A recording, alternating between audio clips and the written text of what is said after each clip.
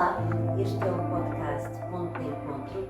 Muito obrigada por se juntarem a nós. Nestas conversas damos a palavra aos nossos parceiros e hoje temos connosco a Joana von Bonhorst.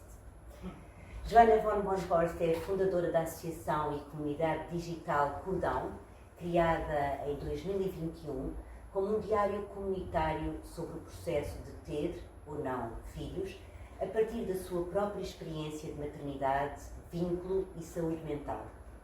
Nascida e criada em Lisboa, não acredita no impossível e talvez por isso tenha deixado o design de moda para se tornar estratega. É mãe há 8 anos, filha há 34. Foi a experiência de maternidade que lhe deu o ativismo e a urgência. Em 2022, constituiu a Associação Sem Fins Lucrativos Cordão para apoiar famílias, oferecer apoio psicológico e promover informação sobre parentalidade. Olá, Joana. Olá. Bem-vinda ao podcast Ponto de Encontro. Obrigada, eu pelo convite.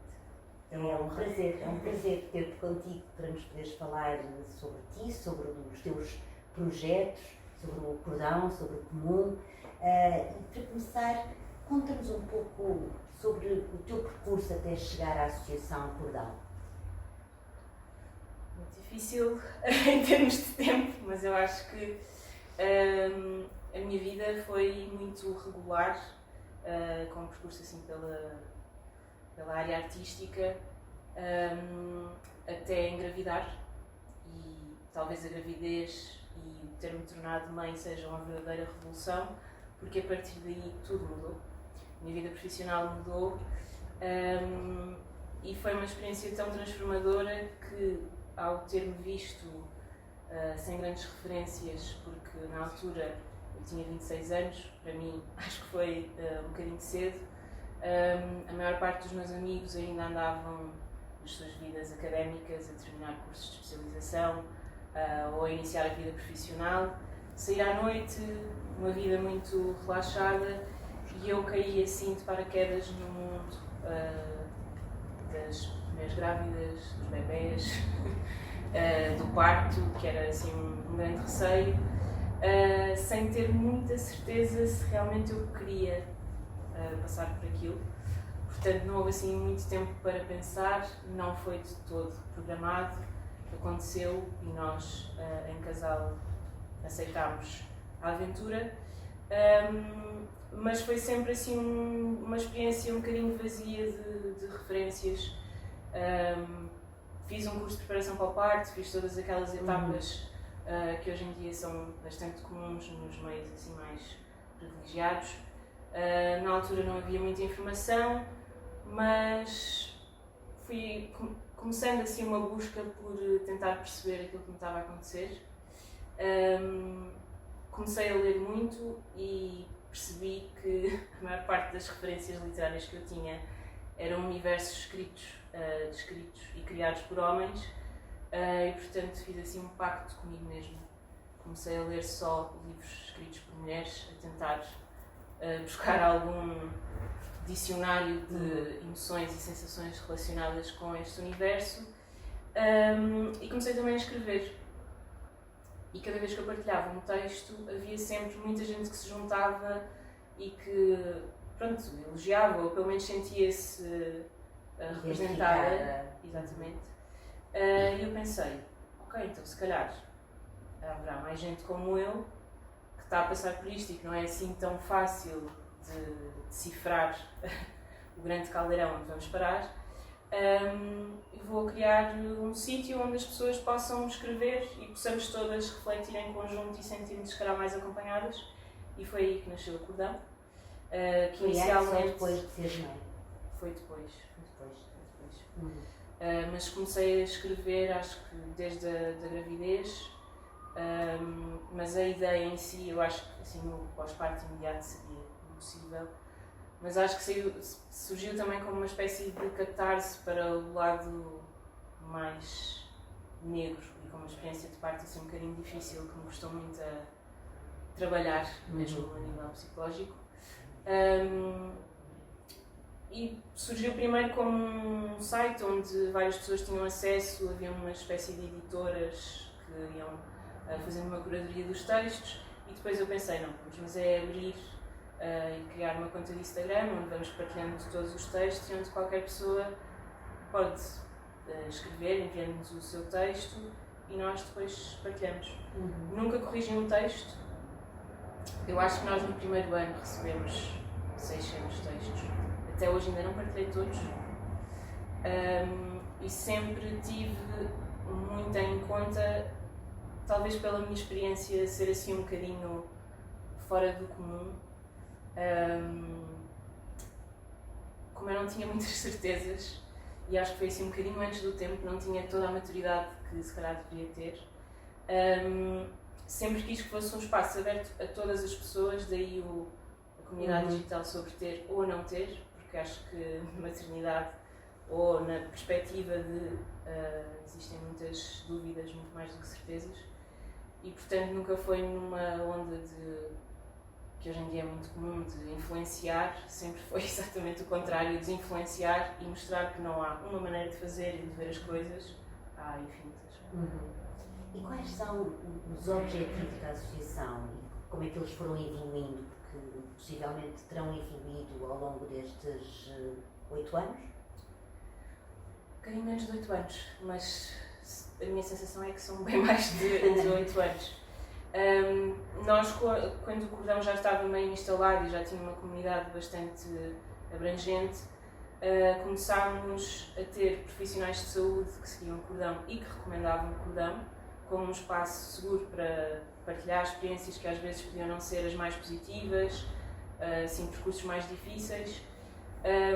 E foram-nos chegando cada vez mais casos de pessoas que precisavam de apoio profissional, muito focado na área do acompanhamento psicológico ou psiquiátrico, e que infelizmente não conseguiam ter respostas no Sistema Nacional de Saúde, porque infelizmente não é propriamente uma aposta como deveria ser e os recursos não chegam para toda a gente.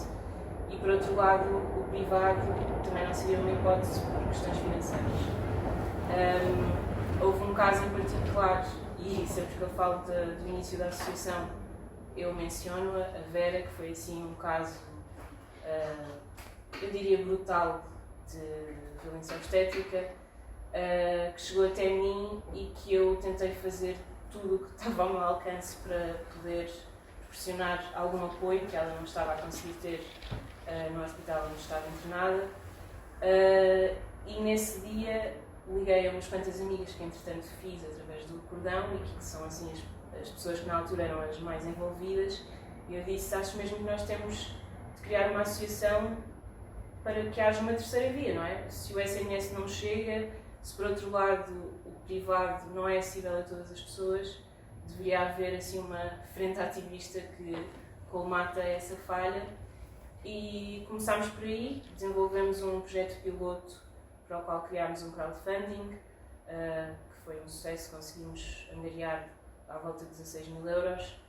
Criámos então o projeto Uma a Uma, que permitia financiar precisamente isso, o apoio profissional na área da psicologia, no apoio legal, porque também eram muitos pedidos que nos chegavam, e na área da amamentação, que felizmente por ter havido assim, um boom de projetos e mesmo a nível do SNS começou a haver muito mais formação aos profissionais. Não foi tão necessário, mas também prestámos algum apoio. E contas que fizemos no final do ano passado, se não me engano, eu acho que nós financiámos mais de 18 mil euros em consultas, e enche-nos de orgulho porque, no fundo, assim, no trabalho mais denso da associação somos 3 pessoas. Claro que temos uma rede de parceiros profissionais com os quais fomos trabalhando, e acho que superou todas as nossas expectativas. Acho que foi um projeto muito impressionantes. Que infelizmente tivemos de interromper porque não conseguimos mais financiamento para o continuar, mas é algo que gostaríamos muito de retomar porque faz, sobretudo nos dias que correm, quando existem todos estes problemas de urgências que fecham, desinvestimento, Acho que faz muito sentido que hajam projetos que apoiem quando tudo o resto falha. Exato. Claro, claro. A Biblioteca de Alcântara José Dias Coelho é parceira num projeto que é um projeto em torno do comum, ler para criar mudança. Qual é o objetivo central deste projeto, Joana? Nós, com a associação e com o cordão em si, através dos testemunhos todos que nos foram chegando, sempre tivemos encontros onde nos juntamos. Temos também um servidor online onde existe conversa permanente e onde muitas vezes vão sendo levantadas estas questões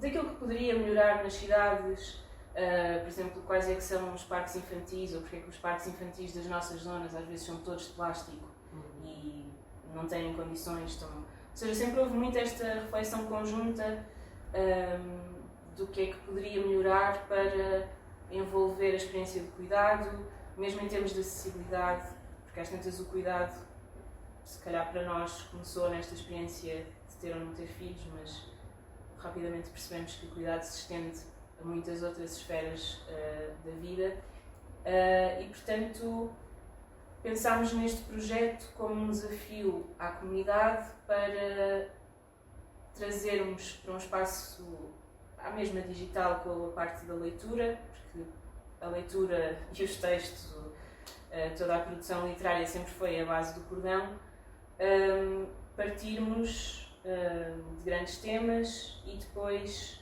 trazê-los para o espaço físico, juntarmos e criarmos de facto soluções que pretendemos entregar à Câmara Municipal de Lisboa e a outras entidades decisoras, porque achamos que o digital é incrível, aproxima-nos, mas não chega, e acho que cada vez mais faz sentido que as pessoas sejam ativas nos espaços onde vivem. Como é que se incentiva essa participação cidadã? Porque, no fundo, o projeto é isso que pretende, não é? É uma cidadania bastante mais atuante. Sim. Eu acho que tem sido uma das questões com as quais nos debatemos mais e talvez a mais desafiante, porque acho que daqui o sistema onde nós vivemos nos tira muito tempo, não só de reflexão, porque temos de cumprir uma série de objetivos relacionados com a sobrevivência, não é? O trabalho, e que no fundo acabam por ser a base precisamente deste projeto, mas talvez por mais que as pessoas se identifiquem com os temas e tenham muitas soluções, seja mais difícil transportá-lo para um espaço físico e conseguir que venham, porque todas as pessoas têm vidas atarefadas, juntando crianças, o desafio torna-se um bocadinho mais difícil. Mas eu tenho muita esperança que este projeto seja só um início e que desperte alguma curiosidade. Temos tido workshops com bastantes pessoas diferentes, com uma coisa em comum, além de todas as outras que vamos descobrindo ao longo do tempo que estamos juntas, são todas mulheres. E portanto deixo também aqui um desafio à participação masculina, que é também curiosamente um desafio do cordão, porque nós nunca quisemos centrar muito o cordão na experiência feminina ou de mulheres, ou de pessoas que se identifiquem como mulheres. Sempre quisemos que fosse o mais amplo possível e realmente, se as mulheres cada vez mais participam, os homens ainda estão um bocadinho... Eu há pouco ia dizer-te essa pergunta relativamente ao cordão. Portanto, mesmo aquelas pessoas que começaram a seguir-vos, eram sobretudo mulheres ou eram só mulheres? Eu acho que nunca foram só mulheres, mas uma percentagem significativa. Diria a maioria são mulheres. Há alguns homens, sobretudo leitores, que contribuíssem com textos, sempre foi um grande desafio e eu sempre fui muito proativa a convidar. Mas foi mesmo muito difícil. Eu acho que se as mulheres estão agora a falar mais e a expor mais, sei lá, a diversidade de experiências, não só na gravidez, na maternidade, mas também o pós, cada vez mais tem campanhas sobre a perimenopausa, a menopausa e tudo que vem a seguir. Eu acho que os homens estão agora a viver de maneira diferente todas estas experiências relacionadas com ter filhos e talvez num tempo posterior venha então essa partilha mais ativa. Sim, mais ativa, sim. Mas estão convidados. Claro. Sempre. E quais são que resultados é que vocês já têm observado destas sessões do comum? Resultados podem não ser os resultados do ponto de vista dos objetivos finais, mas o que é que tem sido para ti mais importante, digamos, nestes encontros? Eu acho que de duas formas há um ponto comum, que é realmente a necessidade das pessoas quererem ter mais comunidade, e isso eu vejo nos grupos que se formam e na forma intensa como as pessoas partilham e se unem, ou seja, há aqui uma construção, eu não vou dizer rápida, porque eu acho que estas ligações humanas estão em nós, não é? Eu acho que se calhar nós é que estamos um bocadinho desligados delas, por estarmos muito ligados ao mundo digital, mas é uma necessidade básica e, portanto, não quero com isto dizer que são rápidas. Mas é realmente uma ligação forte e muito desejo de a continuar pós encontros que temos aqui na biblioteca. E também vemos isso nas soluções que são encontradas, ou seja, as soluções dos workshops que temos tido refletem precisamente isso, são sempre soluções para espaços onde não há apenas um tipo de pessoa que é beneficiária, são espaços para todos, para todas as pessoas. E acho que isso também é muito bonito e falta-nos muito esse pensamento coletivo de ver um espaço, também as bibliotecas, não é?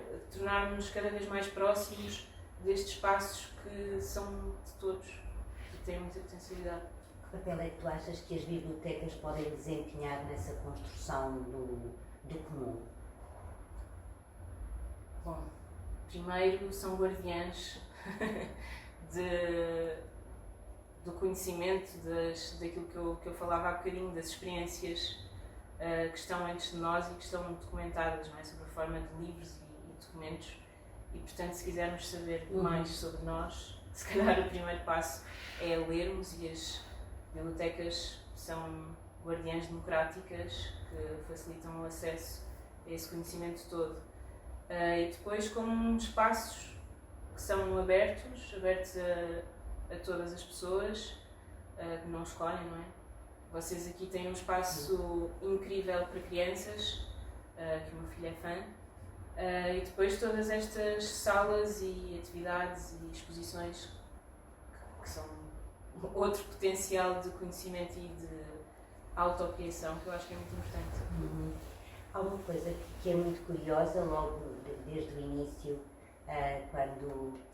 quando convidaste a Biblioteca de Alcântara, José Dias Coelho, para ser parceira, porque nós, no fundo, na equipa, pensávamos que interessante, porque isto acaba por ser em torno da leitura, tal como existem clubes de leitura, comunidades de leitores, mas há aqui um propósito maior, ou seja, é a leitura de livros, mas é a leitura do mundo que está em questão, porque aquilo que nós depois nos propomos fazer, e aqui já falo no plural, porque é de facto um projeto que nós também tomamos como nosso, nesse sentido de estarmos em parceria,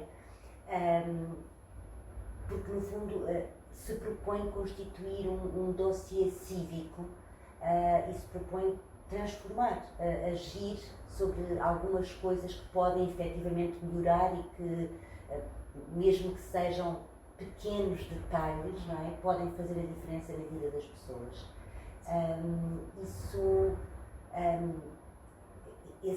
A constituição desse dossiê está a correr como vocês esperavam, ou seja, a conversa com os decisores será essencial nos passos futuros para... Sem dúvida, porque senão é uma espécie de telefone estragado. Eu acho que quando eu criei este projeto na minha cabeça, parti um bocadinho de um canal que nós temos no servidor, que é o Queixume, e onde muita gente se queixa de muitas coisas que estão mal. E eu queria partir daí, mas transpor um bocadinho esta ideia de que nós portugueses nos queixamos imenso. Mas na verdade há ali, na base do Queixume, há potencial de transformação. Agora, foi desde o início um objetivo que haja esta ponte com os decisores políticos ou decisores mais operacionais, para que as ideias não fiquem só no papel, no dossiê, seja um dossiê que é aberto e que realmente pode levar a outras ideias, se calhar não aquela ideia exatamente, mas que as ideias sejam um ponto de partida para qualquer coisa que... Podes partilhar connosco alguma dessas ideias que na verdade seja bastante, vou dizer assim, fácil de pôr em prática, haja vontade? Sim, no workshop em que o tema era crescer, houve assim uma solução que eu achei bastante fazível, mas lá está, eu não domino essa parte mais operacional, mas que seria todas as escolas que têm, invariavelmente na cidade de Lisboa, uma estrada, terem um passeio que se sobrepõe à estrada e onde existem atividades, onde existem espaços de permanência que podem ser abrigados caso haja chuva, onde podem existir exposições ou podem ser dados workshops, mas que proteja aquele que é o espaço de transição de entrada e saída, protegendo as crianças dos carros, portanto fazer uma espécie de fronteira, carros versus pedestres, e tornar aquele espaço também um espaço habitado, porque muitas vezes é ali um não espaço, não é? Um acesso, sim. Onde, por exemplo, à frente da minha casa, a estrada não tem assim um limite de velocidade muito reduzido. Aquilo que acontece é que o passeio tem uma grade onde se vêem miúdos encostados, mas em inércia, não é? Porque não estão a fazer nada. E realmente esse passeio podia ser muito mais expandido em relação ao Alcatrão, e haver ali um espaço mais de convívio e até mesmo com os pais, com a comunidade escolar. Ótimo. De uma forma mais abrangente, Joana, como é que a leitura nos dias de hoje, isso deve ser também uma coisa que vocês discutem e na qual acreditam certamente, porque se propõem ler para criar mudança, como é que a leitura pode constituir um combate à desinformação e um incentivo à cidadania? Essa é uma pergunta difícil. Eu acho que, essencialmente, porque ler não só desfaz alguns nós na nossa cabeça, naquilo que é o nosso corre-corre do dia, mas também porque nos fazem pensar. E eu acho que hoje em dia, que lá está, vivemos tão programados para a rotina, para aquilo que é uma cidade completamente acelerada e sem espaço para permanecermos, conversarmos, olhar nos olhos das pessoas que estão à nossa volta, eu acho que a leitura dá-nos um mundo além do nosso, experiências, sapatos de outras pessoas que podemos calçar e descobrir muita coisa, como eu descobri através do meu mergulho nos tais livros escritos por mulheres, onde fui procurar referências. Para ti foi de facto muito transformador e também transformador mesmo naquilo que diz respeito, digamos, às ferramentas e aos recursos que tu pudeste adquirir Sem dúvida. Nessa fase tão importante da tua vida. Sim, até porque quando se tem um bebê, uma criança pequena, vive-se numa dualidade muito complexa, que é ou se tem muita coisa para fazer, ou se tem tempos onde a pessoa é totalmente inútil aos olhos de uma sociedade focada na produção e na produtividade, porque precisamos de ter colo, precisamos estar ali a acompanhar uma cesta, temos um bebê em cima, continuamos com duas mãos livres. E eu acho que muita gente nesse período percebe que a leitura é um abrir de paredes, porque estamos muitas vezes, sei lá, em casa, no espaço doméstico, Confinado, claro. E de repente há ali uma possibilidade de abrir aquele bocadinho de tempo e viver outras coisas, não é? Porque a leitura tem muito esse poder. Para mim teve. E ajudou muito a eu ampliar aquilo que, na minha experiência, que é muito particular, quer a nível familiar, tenho uma família muito pequena. Infelizmente a minha avó já não era viva quando eu fui mãe. Portanto, assim, muito próximas, mulheres que tenham sido mães, só a minha mãe. Portanto, a minha lista de referências estava um bocadinho curta e foi, sem dúvida, aquilo que me salvou, ler e escrever. Como é que as pessoas podem, já deixaste aqui um convite, eu sei, mas como é que as pessoas podem participar ou apoiar o projeto?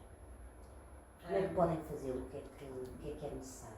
Eu acho que, se calhar, a porta mais fácil de entrada é através do Instagram, porque é lá que se condensa tanto a atividade da partilha de textos e testemunhos, como também os projetos que vamos desenvolvendo, e também as próprias, ou seja, lá é a nossa montra onde partilhamos todas essas informações, mas também temos um site, cordão.pt, que serve precisamente para o envio dos textos, para contactos, para informações que possam precisar. Temos também assim um mapa de cenas úteis que condensa assim espaços, bibliotecas, espaços públicos, eventos, etc. Que eu acho que também é interessante. E não podia deixar de ser, Joana, estamos numa biblioteca, vou-te mesmo pedir que nos recomendes 3 livros que tenham tido importância na tua vida, que tenham transformado de alguma forma. Foi muito difícil fazer esta escolha. Como eu disse há pouco, eu tomei esta decisão de só ler livros escritos por mulheres até sentir que equilibrei a balança da minha própria história e, portanto, trouxe livros escritos por mulheres. Trouxe este, que é o texto da peça Sol da Teresa Coutinho, e que no fundo é um bocadinho o que eu ainda ando a tentar fazer, que é construir a minha ideia do que é ser mulher, sentir mulher, e também do amor às mulheres, porque acho que todas nós, quanto mais navegamos naquilo que é a experiência de ser mulher e de existir, mais nos aproximamos umas das outras. E isso é uma das magias do cordão e que eu agradecerei para todo o sempre, porque tenho mesmo amigas que nunca pensei que fosse possível fazer na vida adulta. Trouxe também uma referência para mim. Eu sou uma rapariga sem história que, curiosamente, fala sobre a forma como a nossa experiência, na verdade, é uma ficção e um conjunto de narrativas que nós absorvemos porque nos são contadas ou porque nós próprias as criamos. E, sim, 2 clássicos mais recentes. Este, A Noite de Luta, foi um dos livros que lemos no Projeto Comum. É um livro sobre 3 gerações de mulheres e narrado por uma criança, que é uma perspectiva muito engraçada. e o Limpa, que também é a junção de muitos mundos e permite calçarmos os sapatos de pessoas diferentes de nós e refletir sobre o universo doméstico, mas também direitos laborais, exploração, muitos temas que eu acho que valem a pena ser lidos e refletidos. Muito obrigada, Joana. Penso que todos eles estão disponíveis no nosso catálogo, talvez à exceção deste livro da Teresa Coutinho, que vamos sugerir exatamente que seja adquirido. E muito obrigada, Joana, por ter estado connosco, foi muito inspirador ouvir-te. Teremos mais uma oficina do Comum Ler para Criar Mudança no próximo sábado, dia 28 de março, às 11 horas. Para ter acesso a mais conversas inspiradoras, podem subscrever o podcast Ponto de Encontro em qualquer plataforma de podcast